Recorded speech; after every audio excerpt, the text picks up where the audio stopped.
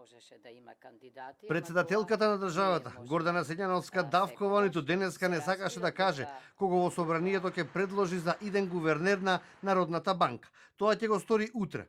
Има донесена одлука и тоа по консултација со неколку експерти од оваа област, а разговарала и со поранешни гувернери.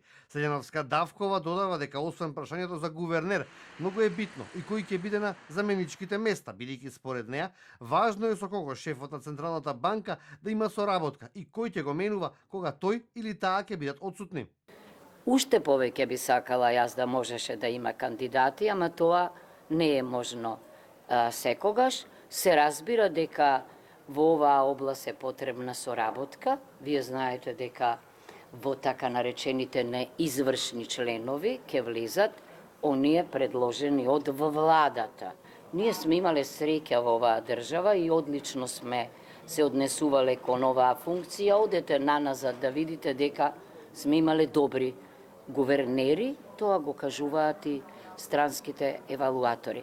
Значи јас веќе најавив, нели, во среда, веќе ќе знам. Актуелната гувернерка Анита Ангеловска-Бежовска денеска го одработи последниот ден од нејзиниот 7-годишен мандат како прв човек на Народната банка. Освен со Бежовска, шефицата на државата Силјановска-Давкова веќе разговарала и со Зоран Ставлевски и со Трајко Славевски, двајцата поранешни министри за финансии од редовите на ВМРО-ДПМНЕ. Предлогот за гувернер председателот на државата треба да го достави до собранието, а тој да добие амин од 61 пратеник.